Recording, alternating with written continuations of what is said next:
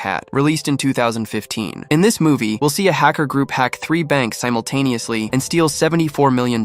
Their hacking method is so advanced and complex that the police are forced to seek the help of a jailed hacker. The story's ending is full of twists and suspense, which will leave you stunned, so be sure to watch the video until the end. The story begins with a nuclear power station in Hong Kong. Someone hacked the control system and turned off all the cooling fans. This caused the power station to overheat, causing a massive explosion. Many people were injured and several were killed. This news was shown on all news channels. Then we see Alex, the police's cybersecurity head. Alex is in a meeting with his senior officers about the explosion. There he explains that someone hacked the power plant system and used malware called RAT, which can be remotely controlled. This malware cannot be inserted into any system via the internet. Therefore, someone must have entered the power plant and manually inserted the malware into the system. So now we have to find the person who did this. But surprisingly, the hackers neither demanded any money from anyone nor threatened to kill anyone. This clearly indicates that their intentions were ulterior. Meanwhile, in another scene, we see a young man named Nick in a prison in America. Because Nick was found with a phone, the prison officials remove him from his cell and interrogate him, suspecting he is a hacker and may be involved in the power plant hacking. However, when they find nothing on Nick, they put him back in the cell. The scene shifts and we see China's cybersecurity office. 2 officers, Carol and Henry, are discussing Alex. Alex graduated from MIT, America's largest university in computer science, and his sister, Leanne, also graduated from MIT in network engineering. Meanwhile, Alex is sitting at home observing the code being run by hackers when he sees something familiar, shocking him. Later, he meets his sister Leanne and says, "When I was studying at MIT, a friend and I wrote some hacking code together, and these hackers are using the same code, so I need your help investigating this case." Meanwhile, the next day, hackers launched a cyber attack on a stock exchange. During a meeting in the cybersecurity office, a man named Daniel explains the cyber attack on the stock exchange, saying that 2 types of code were used in the attack. First, someone pushed malware into the system. Later, another piece of malware called Payload was inserted through the same hack. Looking at the code, it appears that the 2 codes were written by 2 different people. Alex then takes Carol and Gunnery into a separate room and tells them that the hackers used the code he wrote to hack. He explains that he wrote this code during his college days and his friend Nick was with him. He's a great hacker and they need his help on this case, but neither of them was willing to believe Alex. The next day, Carol comes to Alex with another report of a theft, telling him that hackers have attacked 4 banks simultaneously, stealing a total of $46 million.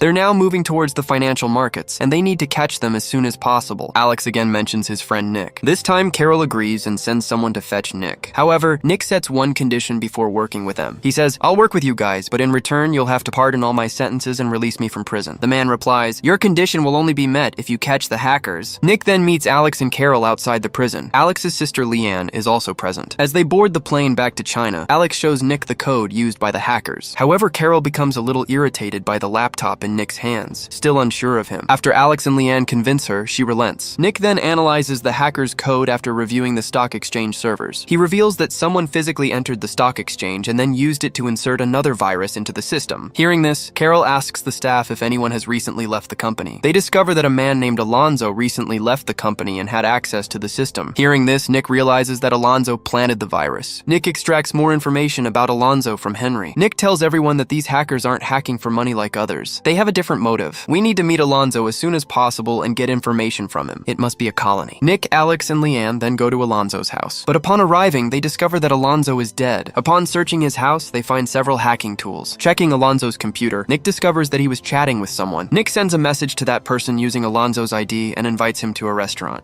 Meanwhile, Carol and Alex meet with Gary, a senior official at the stock exchange. Carol says, "We need all the data on the people trading on your exchange. We'll see if it can provide any clues," but Gary refuses to give the data. Then Carol threatens to expose some of his past activities. Finally, Gary is forced to give the data. Meanwhile, Nick and Leanne are waiting at the restaurant where they were invited to meet during their chat. Leanne asks Nick, "Why were you in jail?" Nick explains that he used to steal money by hacking bank systems. But one day, he was caught and sentenced to 13 years in prison. During their conversation, Nick realizes that they have been sitting there for quite some time, but no one has come to meet them. This makes him suspicious. He goes to a cabin behind the restaurant and sees a motion-sensing camera monitor. Nick realizes that the hackers have indeed been there, and that they have been watching him for quite some time. Nick tries to speak to the hacker through the computer there, but the hacker curses him and disconnects the line. Nick then tries to leave with Leanne. Just then, some men enter the restaurant and attack them. However, Nick fights back, defeats them, and escapes with Leanne. Meanwhile, Carol and Alex are checking the client data at the stock exchange. They notice that a total total of $74 million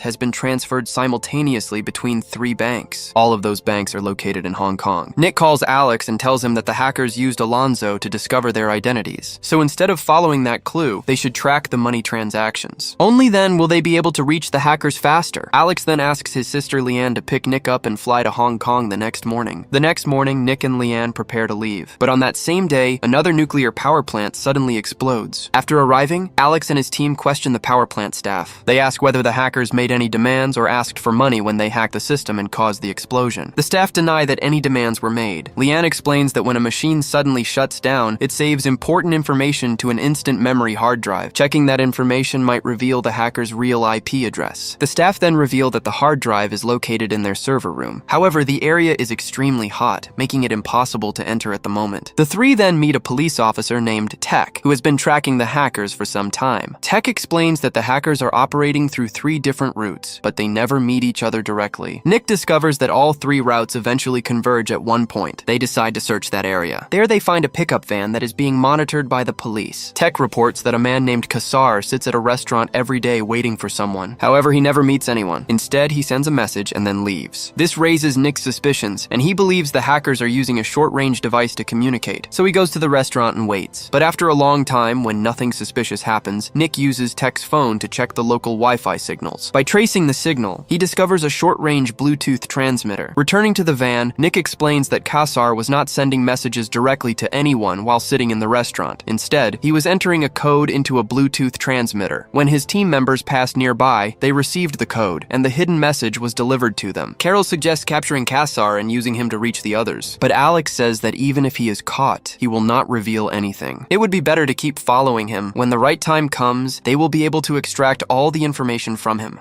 The next morning, a police unit monitors Kassar from a rooftop. However, Kassar becomes aware of their presence and quickly escapes. Meanwhile, Alex's team monitors 3 banks in Hong Kong and observes money being transferred from all 3 banks at the same time. By tracking the transactions, they discover that the money is being withdrawn at a Chinese casino. Alex splits the team into 2 groups. He takes Nick and heads toward Kassar's hideout by helicopter. When the police team arrives at Kassar's hideout, they discover that he has already escaped. During the search, they discover a hidden tunnel. One team moves into the tunnel to capture him. Meanwhile, Alex and Nick, along with another team, arrive at the tunnel's exit point. Kassar and his team kill several people inside the tunnel and come out from the other side. Alex's team immediately opens fire on them. During the intense gunfight, Tech is struck by a bullet and collapses. Kassar manages to escape again. He takes a speedboat and flees through the water. He later reaches the open sea and hands over the bags full of money to a cargo ship. Meanwhile, Alex receives a call from the power plant in Hong Kong. They inform him that the server room has cooled down significantly. They say that if he wants, he can now go inside and retrieve the hard drive. Alex arrives there with his team. As they put on their protective suits and prepare to enter, a staff member warns them that the temperature inside is still extremely high. He tells them that they will not be able to stay inside for more than 8 minutes, so they must work quickly and come out. Alex and Nick enter the room along with a staff member. However, as soon as they step inside the server room, the staff member faints because of the extreme heat. Nick immediately tells Alex to take him outside. Nick decides to stay behind and retrieve the hard drive himself. He breaks open the server storage with an axe and finally retrieves the hard drive. After examining the recovered hard drive, they discover that half of the data has been damaged by radiation. Because of this damage, the data cannot be fully recovered. Nick then asks Carol, "Whenever I hack banks, I always delete my code. So how were you able to recover mine?" Carol replies, "The NSA has a software program called Black Widow. We used it to recover your code." However, she adds that she is not sure whether the US government will allow them to use it in a case involving China. Still, she says she will try. Carol then calls an NSA agent and asks for access to Black Widow. The agent refuses and says that recovering the code without that software is impossible. Nick then says that he can gain access by hacking into Black Widow. Carol is shocked to hear this and warns him that it is extremely risky. She says that if the NSA finds out, they will not let him live. Nick replies that they have no other option. He then asks her to give him the name of a senior officer. "I'll use him to access the system." Using the name of a senior officer named Richard, Nick commands Black Widow to change his password. As soon as Richard changes the password, Nick receives the new password. Nick logs into the software software and begins recovering the hacker's code. After recovering the code, Nick obtains an IP address. By tracing the IP address, he discovers that the location is in Jakarta. However, the hacker's site is highly secure, so he cannot access it directly. Leanne then checks the transaction ID and discovers that the hacker has purchased a satellite photo of a location in Malaysia by making multiple payments to a satellite company. Hearing this, Nick becomes confused about why the hacker would want a photo of that location. Meanwhile, the NSA discovers that the Black Widow software has been used. They report this to Alex's senior officer. The senior officer tells Alex, "You've taken a huge risk by bringing Nick onto your team, and I don't want our reputation damaged in front of the NSA." He orders Alex to hand Nick over to the Americans as soon as possible and solve the case on his own. Alex then secretly messages Leanne, telling her to escape with Nick. Meanwhile, Henry angrily calls Carol and tells her that Nick must be removed from the case. Later, Alex meets Leanne and Nick at a secret location. He tells them, "I'm not handing you over to the Americans, but Carol and Henry will try to find you, so we should go to Jakarta separately and meet there." But as Leanne and Nick step out of the car, Kassar suddenly blows up Alex's car with a rocket launcher. Leanne breaks down in tears as she watches her brother die before her eyes. Meanwhile, Carol arrives at the scene, and a gunfight